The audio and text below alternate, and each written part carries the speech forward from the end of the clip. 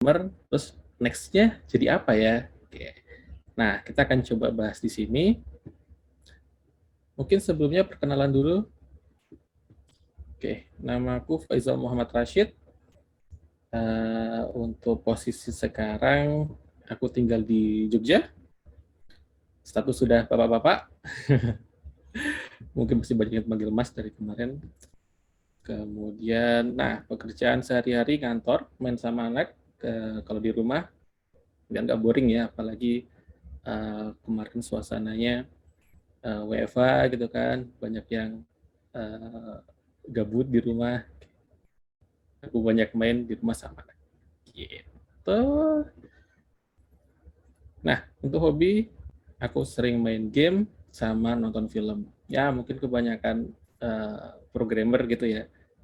Basisnya dari main game, sering main game, kemudian kok penasaran, ini game gimana sih kok bisa jalan? Ini logikanya gimana sih? Nah, mungkin ada yang jalan dari situ. Mungkin juga ada yang dari suka nonton film science fiction gitu kan, kok keren ya bisa bikin mobil terbang, bisa bikin visual apa virtual reality ya. Mungkin ada yang datang dari sana. Oke, selanjutnya,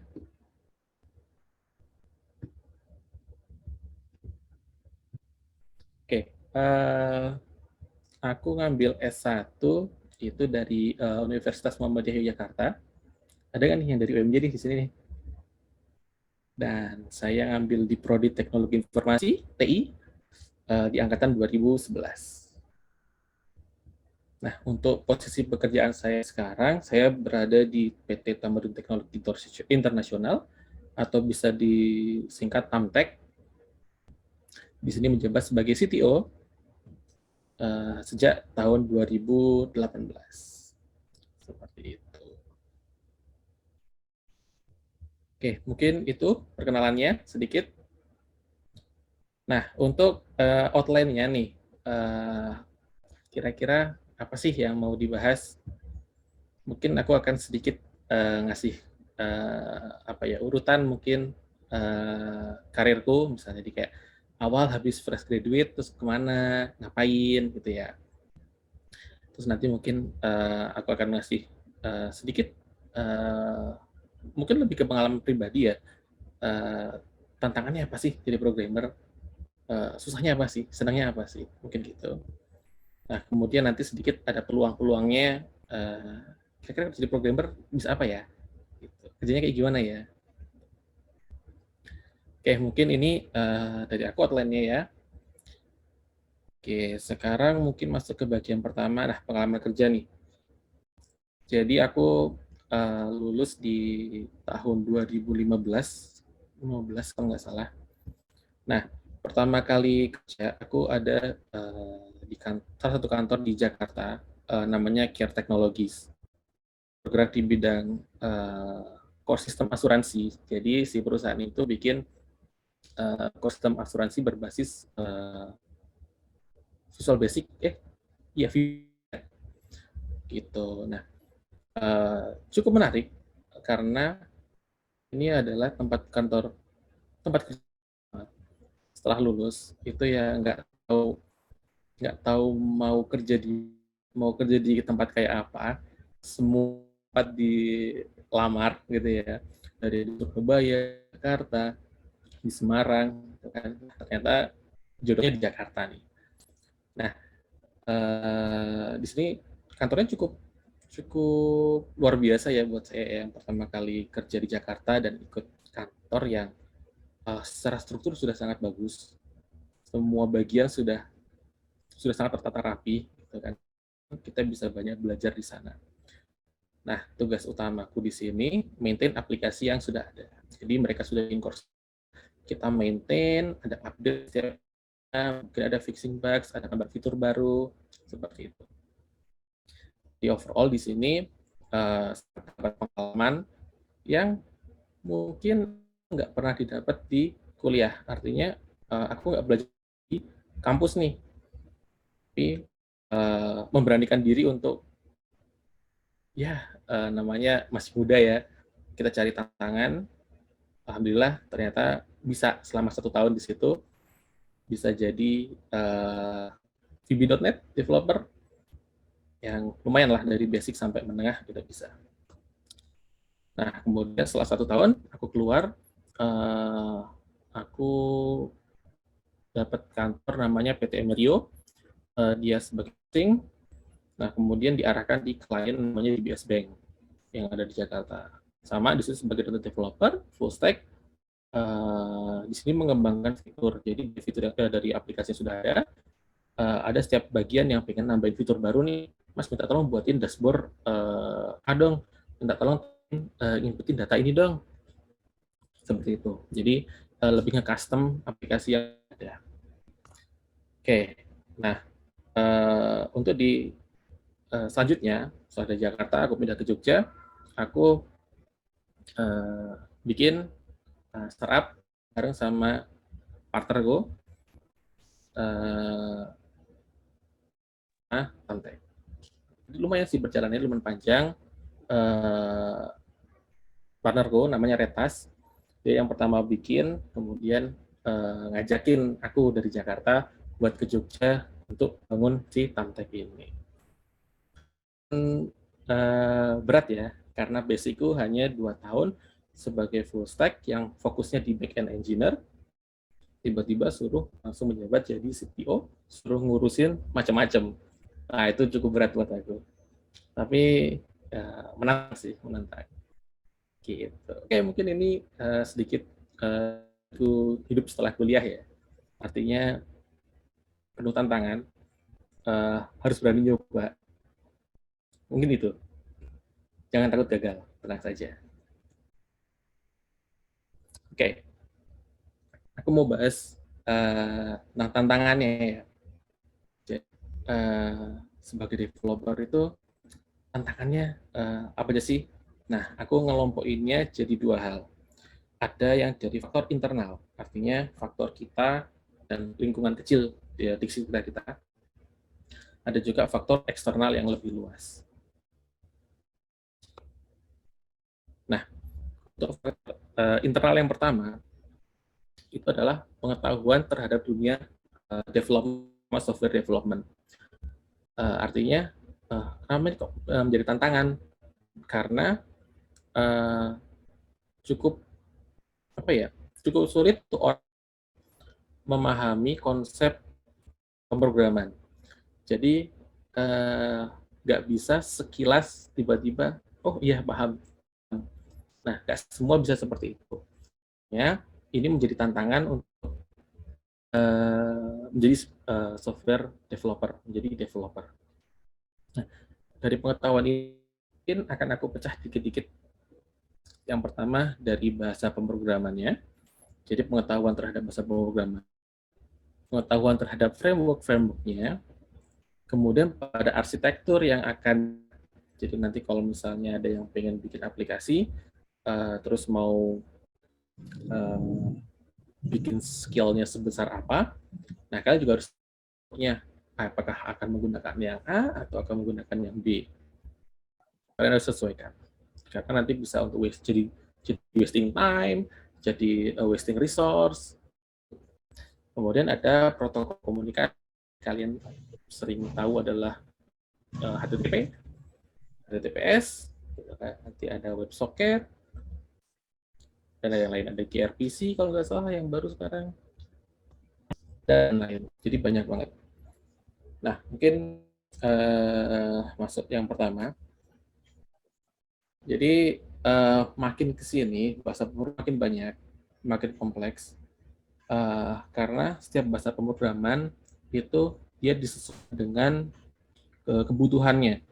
Jadi kayak awalnya hanya untuk membaca perintah dari hardware, kemudian ada lagi OS-nya, kemudian banyak lagi program-program yang jalan di atasnya OS. Nah, setiap bahasa dibuat dengan tujuannya masing-masing.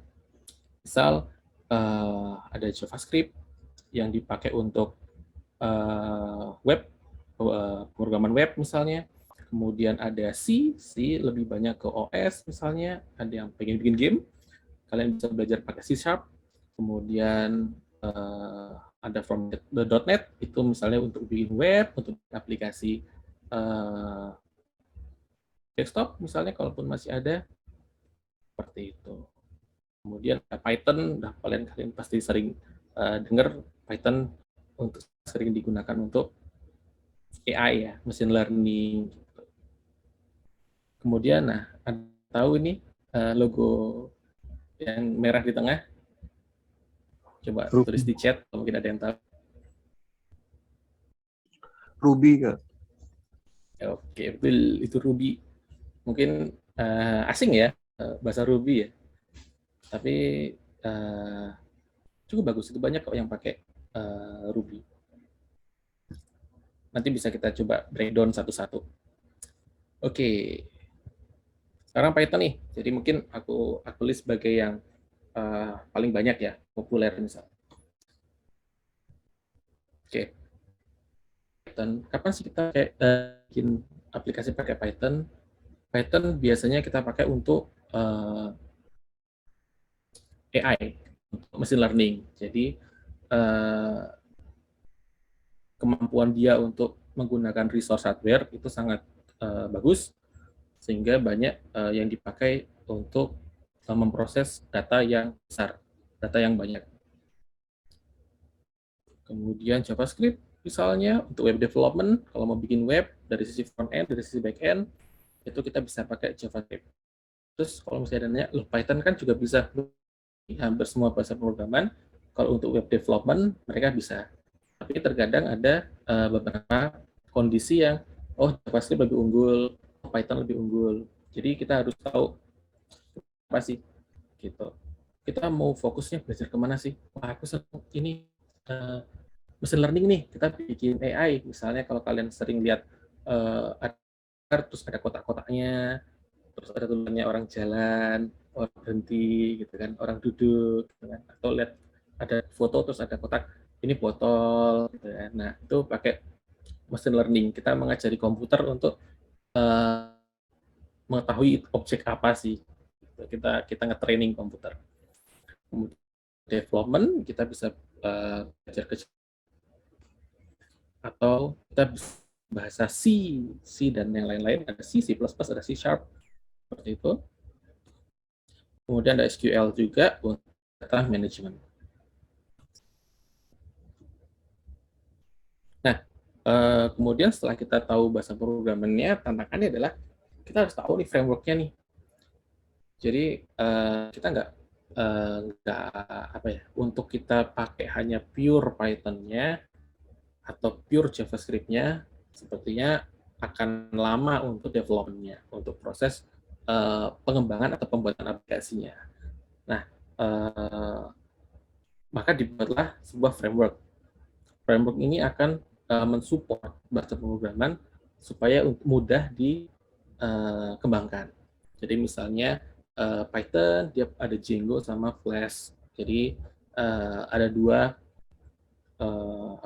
framework yang bisa kalian pakai. Keunggulannya nanti ada masing-masing, kalian bisa cari sendiri referensinya. Terlalu panjang kalau aku jelasin di sini. Kemudian JavaScript juga ada cukup banyak karena untuk pengembangan web. Kalian sering dengar ada Vue, ada React, ada Angular, ada Node.js. Mungkin Meteor kalian juga agak-agak kurang sering dengar. Kemudian C, nah C cukup banyak, mungkin suaranya paling asing. Yang paling aku tahu juga hanya .NET, GNOME, sama Xamarin. Yang lainnya aku nggak terlalu familiar.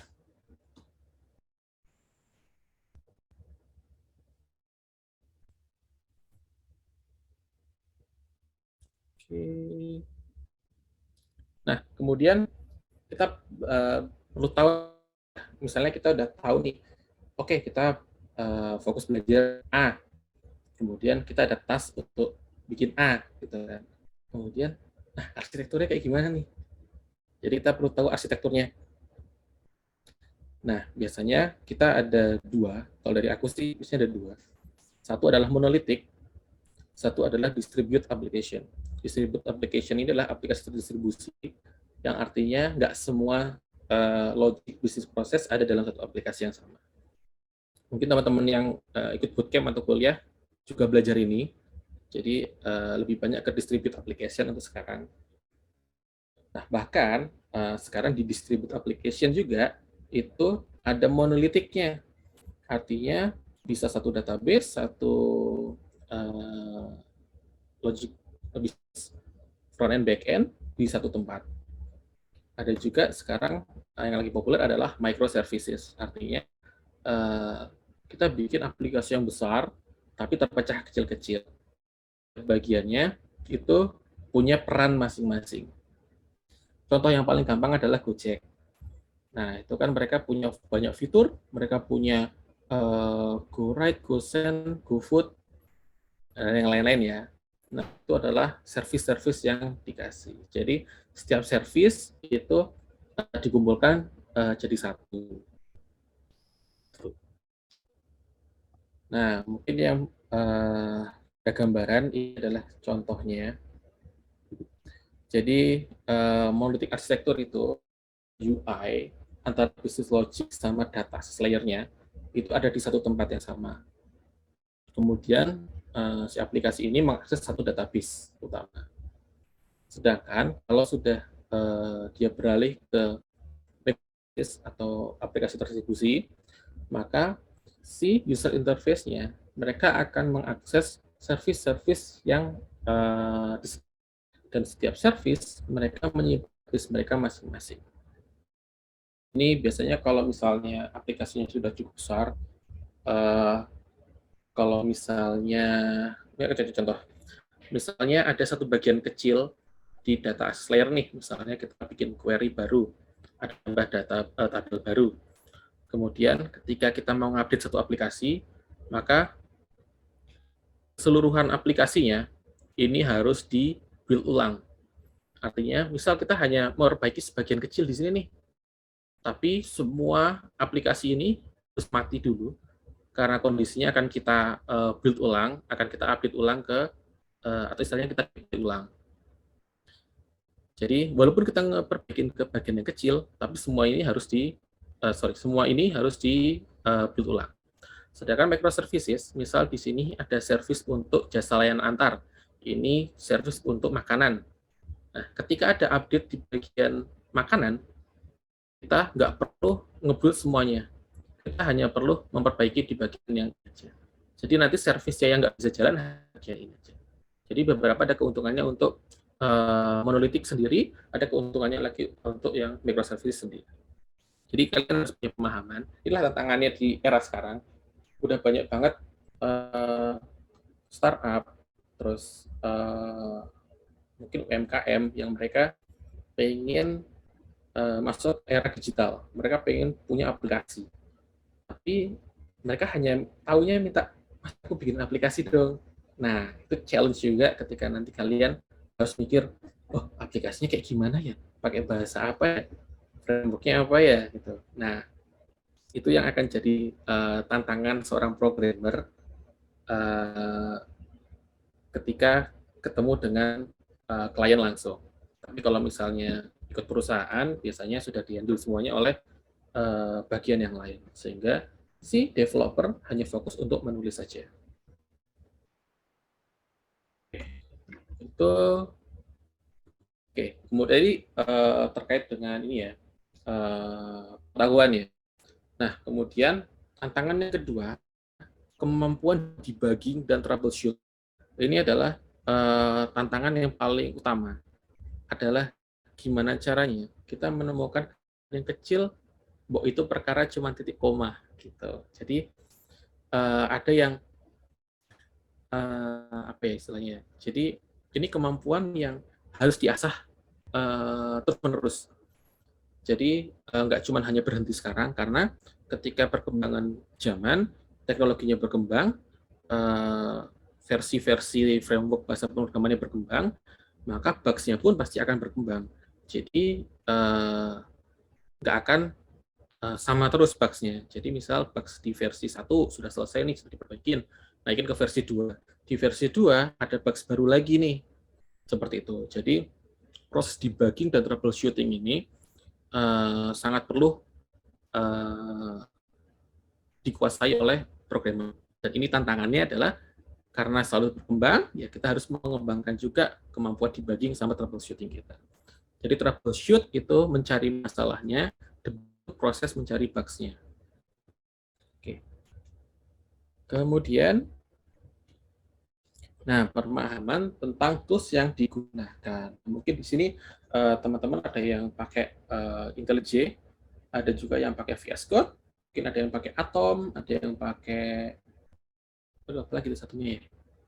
Ya, ada beberapa, Sublime ya, Sublime. Jadi ada beberapa text editor, ada beberapa juga untuk IDE.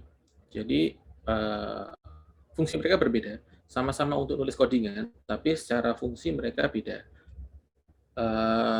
Fungsi utamanya Visual Studio Code itu hanya sebagai text editor, jadi ngedit teks. Tapi kalau IntelliJ itu kayak misalnya PyCharm, terus WebStorm itu mereka sudah difasilitasi sedemikian rupa untuk mensupport pembangunan si software yang akan digunakan. Misalnya PyCharm pakai Python, itu semua semua kebutuhan yang ada untuk mengembangkan aplikasi Python itu disupport di situ. Dan untuk VS Code karena dia sebagai text editor, kita perlu mendownload extension untuk mendukung apa yang mau kita buat. Misal kita mau bikin Python ya, project dengan Python, ya kita harus download sendiri manual apa aja yang kita butuhkan untuk Python. Secara kustomisasi mungkin lebih fleksibel ya. Secara IntelliJ juga lebih kompleks, lebih enak ketika kalian ngerjain di IntelliJ, cuman ini berbayar. Oke, mungkin dari sisi tantangan internal ya. Tadi ada segi pengetahuan, kemudian ada sisi troubleshooting dan debugging, kemudian juga ada dari sisi pemahaman terhadap tools-nya. Kemudian, nah, faktor eksternal ini, ada faktor dari teknologi nih. Nah, ini kalau kalian di dunia startup ya, kalau kalian nggak cepat untuk memahami kondisi di teknologi di industri, itu akan keteteran.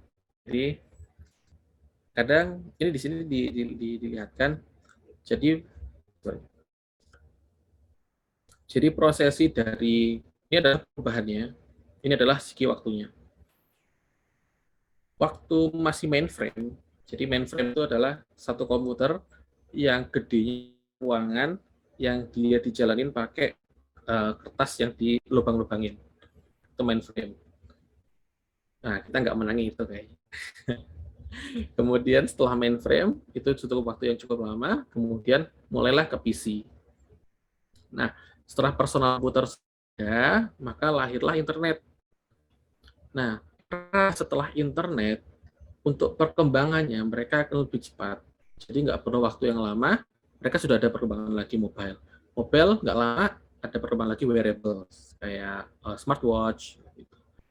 Dan yang lagi dicetuskan Elon Musk, itu ada implantables, yang mau implant di kepala ya, bisa dengerin musik langsung gitu ya.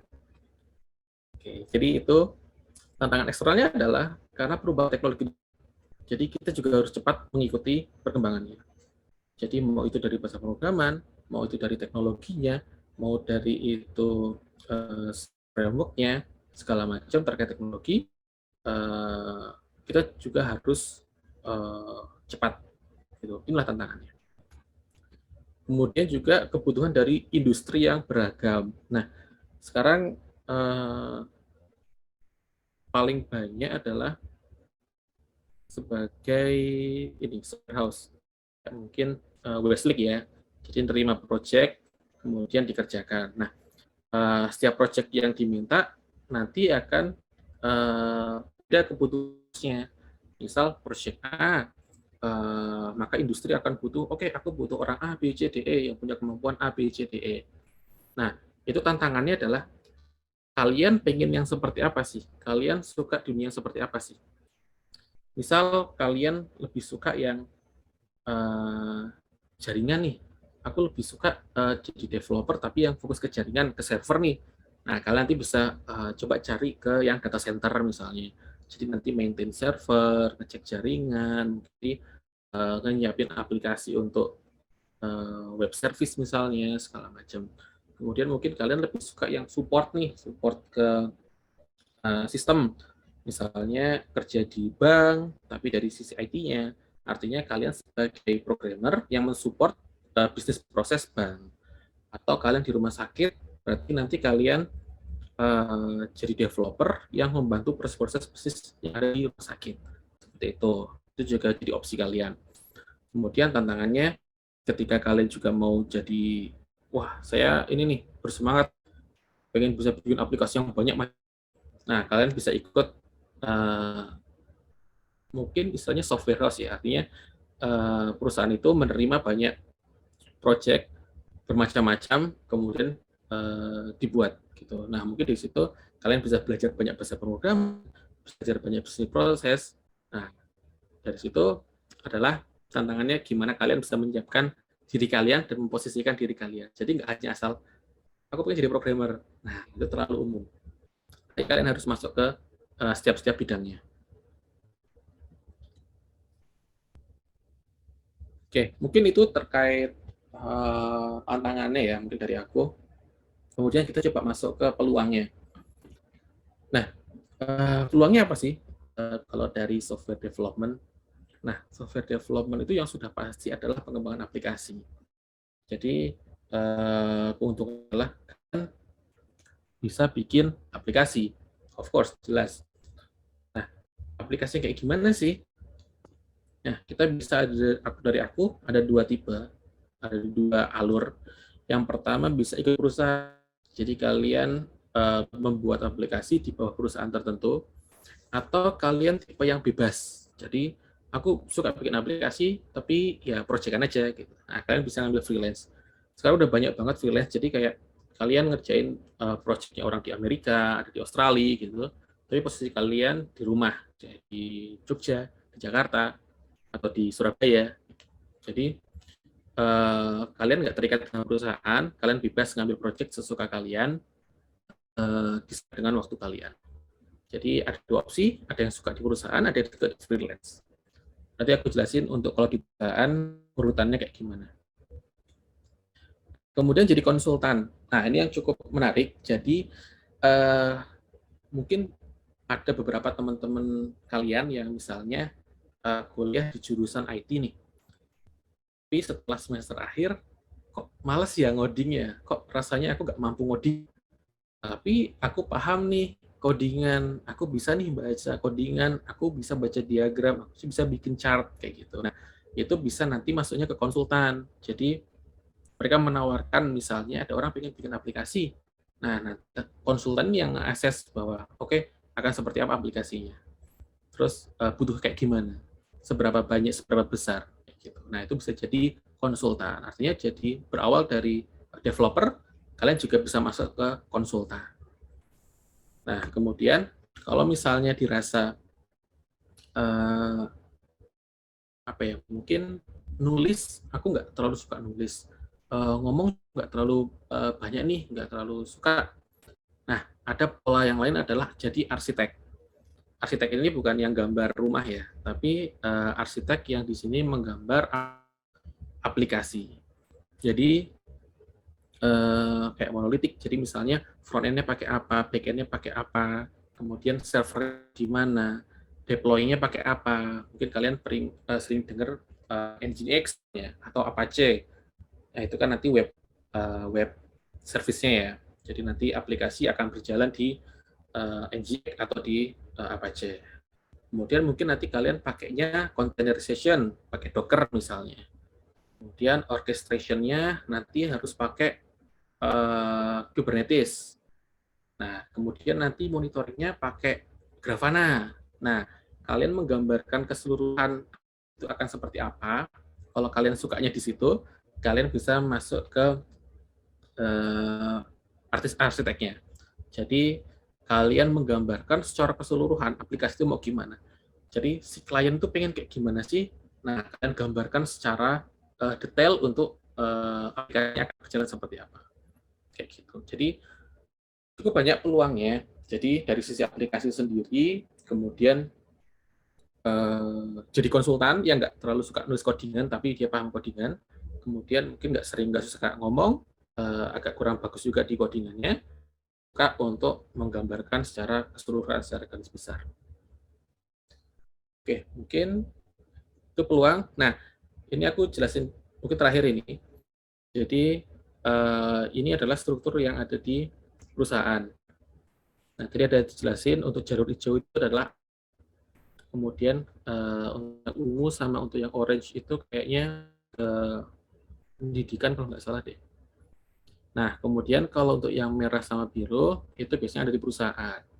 Jadi fokusnya ketika kalian sudah jadi engineer, senior engineer, kalian bisa punya dua, kan lebih fokus ke engineeringnya, ke tech, atau ke manajemennya.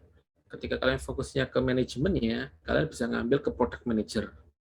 Kalau kalian fokus menjadi teknikalnya, kalian bisa menjadi engineering manajernya. Seperti itu. Jadi ada tahapan-tahapannya, yang di akhir adalah kalian bisa jadi VP Tech, misalnya CTO, atau jadi CPO. Seperti itu. Jadi basisnya sama, mereka bisa pemrograman, tapi alur yang diambil berbeda. Mungkin di sini lebih banyak ke bisnis proses, lebih banyak ke produk, di sini lebih banyak ke teknikal. Seperti itu. Oke, mungkin itu aja yang bisa aku share ke kalian. Mungkin ada yang mau ditanyakan, atau monggo saya kembalikan ke Mbak Kak Bilkis.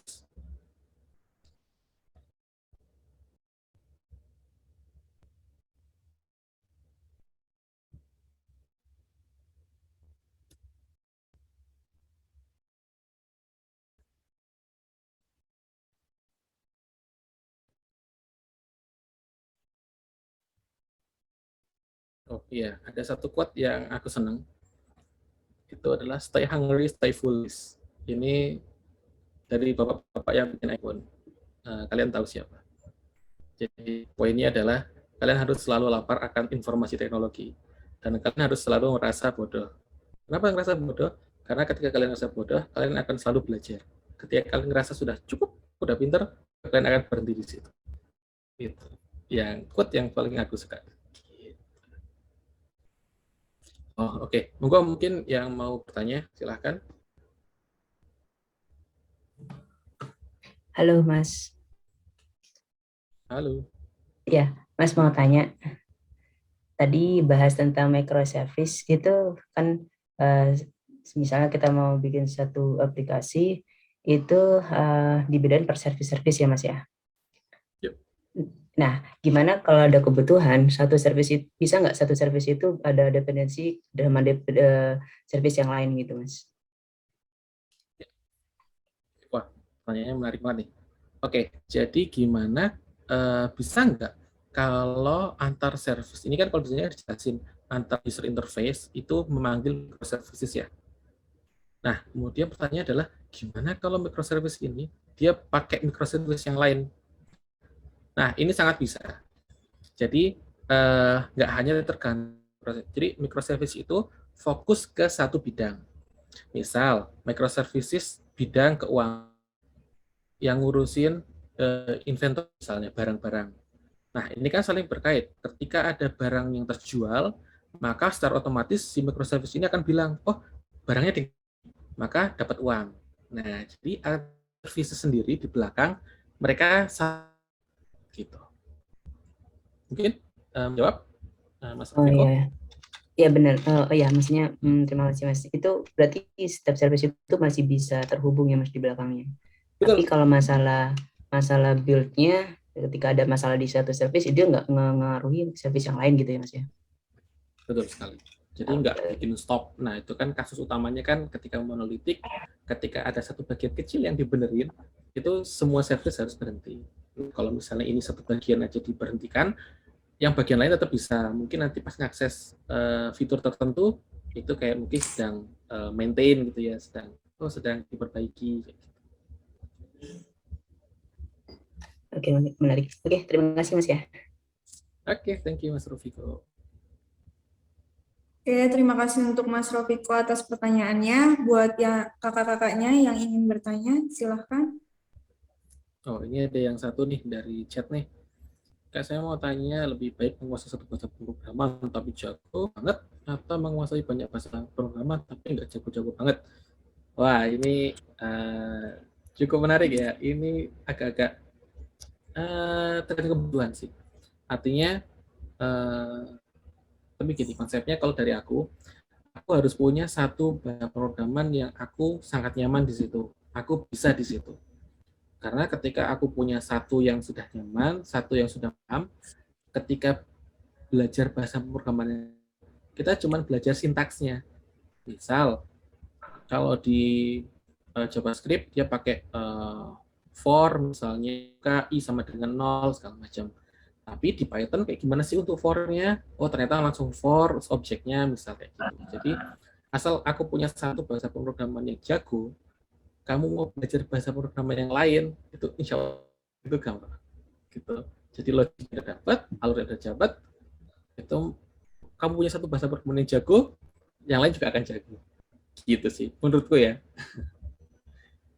Itu Mas Richard.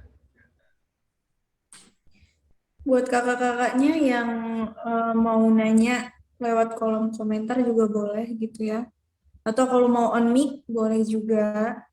Atau mau on cam juga boleh. Ada kakak-kakaknya yang mau bertanya lagi? Sama Kak Faiz. Lagi dari Andi ya. Apakah ada tips untuk yang sudah berumur tapi baru belajar pemrograman untuk terjun ke dunia pemrograman perusahaan? Wah, ini sudah berumur itu sebenarnya asal masih semangat sih.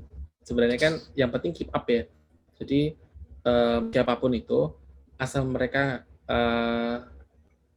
mereka masih pengen tahu, pengen mau belajar, itu bisa, siapapun bisa. Bahkan kalau mau belajar ngoding dari YouTube pun bisa. Jadi pengen bikin aplikasi kasir, cari di YouTube tutorialnya, itu bisa. Jadi siapapun bisa. Cuman tadi masalahnya ketika sudah berumur mungkin agak susah pemahaman teknologinya. Tapi selama ini maksudnya berumur tuh umur berapa ya Mas? Jadi kalau dari saya overall selama dia masih mau bisa kok. Itu ya nanti ya. Lalu ada pertanyaan lagi buat Mas Faisalnya dari Kak Fatan ini Mas. Di kolom komentar.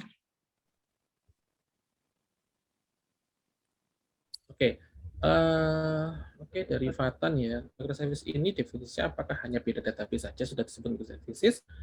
Misal saya bikin satu API, di dalamnya saya terhubung ke 5 database.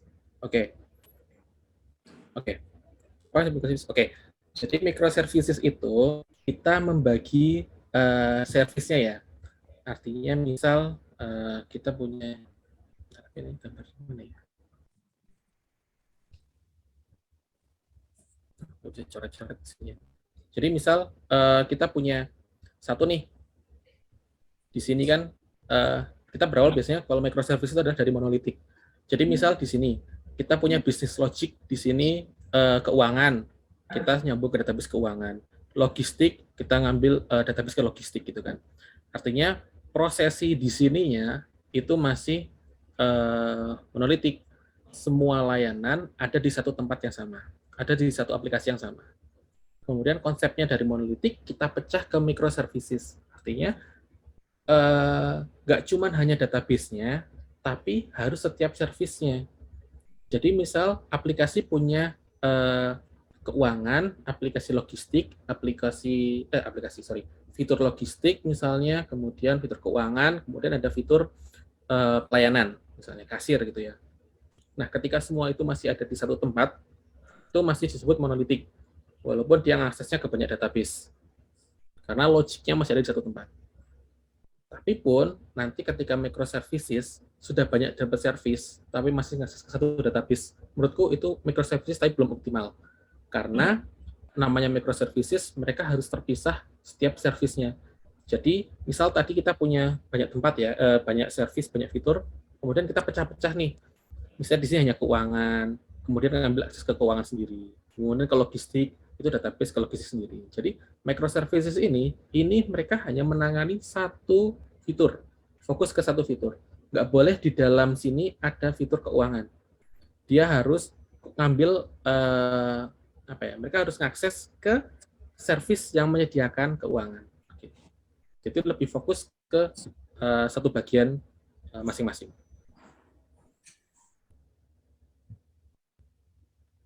Ya. Jadi nggak cuma perkara database-nya ya, tapi lebih ke logiknya aja. Jadi benar-benar service. Oke, terima kasih untuk penjelasannya Kak Faisal. Tadi juga ada dari kolom komentar dari Kak Vicky. Pertanyaannya, untuk saat ini teknologi jenis apa yang lagi trending gitu? Pertanyaannya. Teknologi yang sedang trending, kalau masalah teknologi itu luas banget ya. Kita fokusnya ke teknologi apa nih? Nah, kalau misalnya teknologi yang sedang hype, ya itu paling metaverse. Nah, mungkin itu yang sedang trending. Gitu. Mungkin sih kalau secara umum ya, metaverse itu lebih lagi trending. Dia pakai apa sih virtual reality ya. Dia bikin sebuah tempat virtual yang kita bisa lihat ke sana. Kita berada di posisi yang seolah-olah di tempat lain nih. Mungkin itu teknologi yang masalah. Terus kalau misalnya dari sisi yang tadi aku bilang Elon Musk itu, dari segi hardware, dia ada hardware yang ditanam di tubuh kita, yang akhirnya kita bisa dapatin akses tertentu dari hardware itu. Gitu. Jadi mungkin kalau secara teknologi jenis apa yang lagi trending, umum banget ya menurutku. Gitu.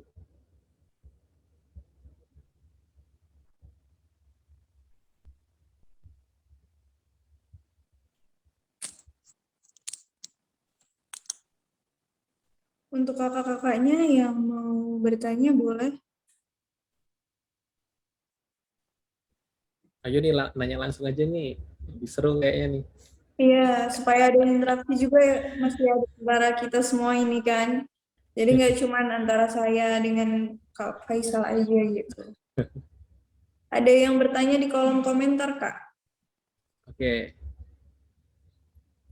Ya, Pak Rizal izin bertanya, apakah masih worth it mengembangkan web menggunakan PHP dan framework-nya Laravel? Oke, jadi mungkin ini ya, bukan perkara masih worth it atau enggak ya. Jadi kita lebih lihat lagi kebutuhannya. Jadi butuh nggak aplikasi yang pakai PHP? Apa sih keunggulannya pakai PHP? Apa sih keunggulannya pakai Laravel? Gitu. Jadi ketika memang itu yang dibutuhkan, ya itu fine-fine aja menurutku gitu. Jadi nggak ada istilahnya worth it apa enggak. Semua ada keunggulannya masing-masing. Jadi sifatnya lebih dinamis. Kalau rumah kan kita udah setuju kita bikin rumah kayaknya open mic. Jadi 3 lantai. Kecuali kalau misalkan nanti setelah selesai habis itu kita mau. Oh ya, Rofiko, monggo. Memungkinkan. Tapi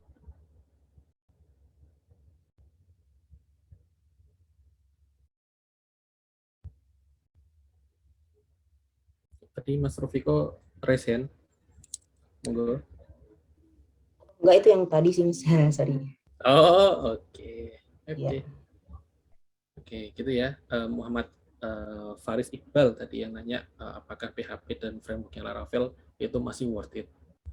Tapi aku nggak tahu kenapa ketika aku belajar pakai PHP itu aku sangat gak nyambung. Jadi aku agak asing dengan penulisannya, sehingga waktu aku belajar PHP itu kayak susah. Itu lebih preferensi masing-masing. Oke. Terima kasih pertanyaannya ke Faris. Tadi selanjutnya ada pertanyaan lagi Kak dari Kak Andrew. Tanya keunggulan dari JavaScript itu apa ketimbang framework yang lainnya seperti itu. Oke. Yang pertama itu JavaScript itu bahasa programnya ya. Bahasa programannya untuk framework-nya itu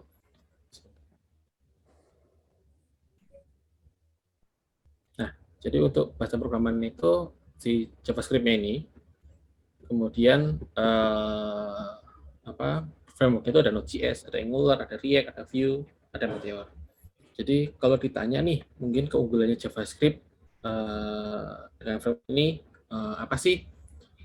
Sebenarnya masing-masing. Kalau untuk Node.js itu setauku untuk backend.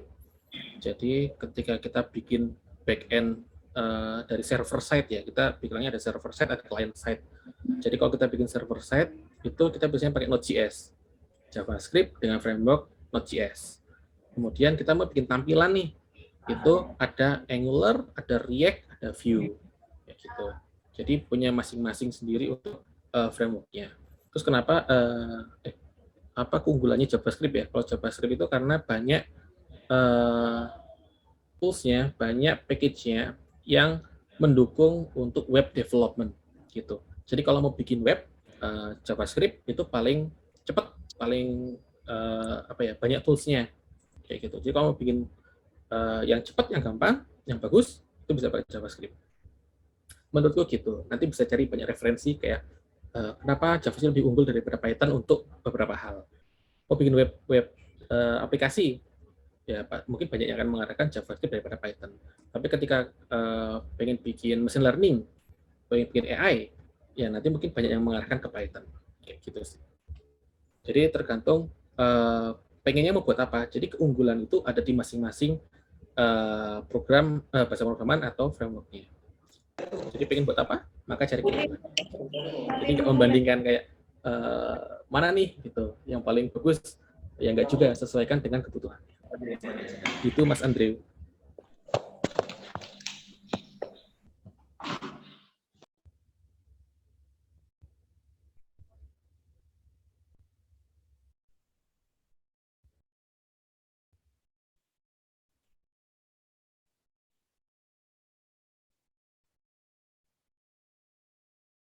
Oke, ada lagi? Atau gimana, Mbak Belkis? Oke.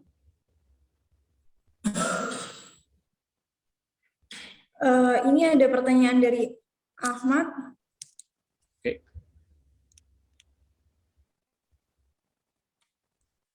Oke, saya bertanya, pertimbangan utama dalam mendalami salah satu bahasa programan ya. Oke, menurutku untuk mendalami salah satu bahasa pemrograman itu tergantung, tadi aku bilang, tergantung mau buat apa sih, kalian pengen apa sih. Nah, itu baru pendalamannya ke sana.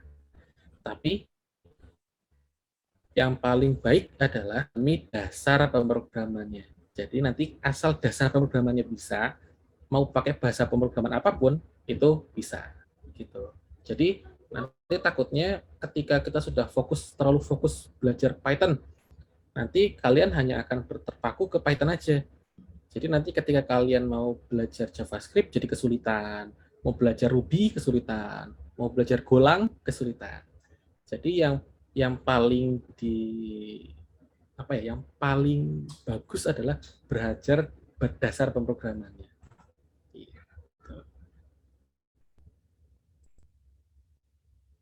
Gitu ya, Mas Ahmad ya. Jadi lebih baik adalah mendalami dasar pemrogramannya, kemudian nanti bahasanya mengikuti kebutuhannya. Oke, sama-sama.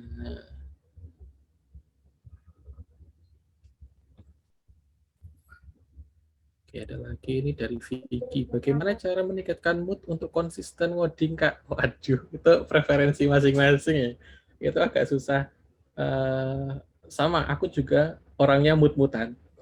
Jadi mungkin ada satu hari itu ketika memang nggak kuat ngoding, bener-bener sama sekali nggak bisa nyentuh codingan. Otaknya nggak jalan, moodnya hilang. Gitu. Nah, gimana caranya? Itu mungkin ada istilah lain adalah burnout ya. Jadi mungkin kalian selama seminggu 3 hari mati-matian 24 jam kerja nih. Kemudian moodnya hilang, tiba-tiba nggak bisa ngoding gitu kan. Nah, mungkin kalau dari aku adalah untuk konsisten ngoding ya, kita harus bagi antara kapan waktu ngodingnya, kapan waktu istirahatnya, kapan waktu breaknya. Mungkin kalian butuh main game atau jalan-jalan keluar, itu harus ada waktunya. Jadi nanti akan konsisten. Walaupun hanya kerja selama 5 jam misalnya, 3 sampai 5 jam, tapi itu akan lebih baik daripada kalian kerja 24 jam. Jadi kualitasnya berbeda.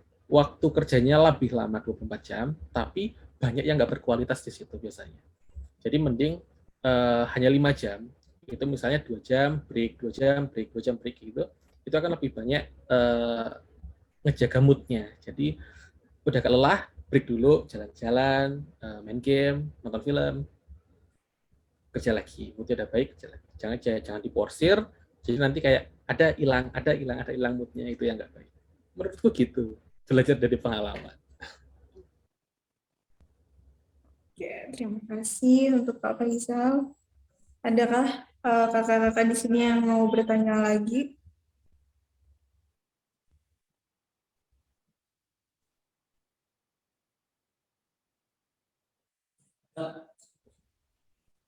Oke, kalau Pertanyaan gitu berat.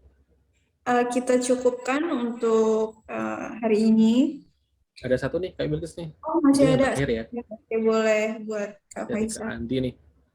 Maaf Pak, bagaimana cara mengatasi kondisi tidak percaya diri dalam mengambil proyek? Wah, ini ngeri banget nih. Perusahaan sebagai programmer setelah lulus kuliah atau setelah mengikuti bootcamp, merasa kemampuan kita sangat dasar atau basic sehingga takut tidak bisa memenuhi ekspektasi. Oke. Dari sisi perusahaan ya, kalau aku sendiri, ketika memang itu adalah fresh graduate atau orang yang baru lulus dari bootcamp, kita pasti tahu, perusahaan pasti tahu bahwa mereka itu masih baru. Mereka masih banyak salah, mereka masih mungkin ragu-ragu. Perusahaan pasti tahu. Jadi permasalahannya adalah kalian dulu. Jadi kalian harus berani gitu. Jadi jangan anggap kayak nanti nggak expect nih, nanti perusahaannya mintanya aku nggak bisa memenuhi nih, nanti malah jadi nggak enak nih. Nggak kayak gitu. Ketika kalian memang fresh graduate, kalian masih baru, kalian coba. Perusahaan itu pasti tahu bahwa kalian itu masih fresh graduate, dan fresh graduate kayak gimana, mereka juga pasti tahu. Oke, jadi besok coba cari project, coba diambil, coba ngelamar di mana-mana, ya nggak usah takut. Yang penting tetap belajarnya disesuaikan. Misalnya mau ngambil perusahaan yang A, ya kalian pelajari semampunya di bidang yang A itu butuhkan. Mungkin itu ya dari Mas Andi ya.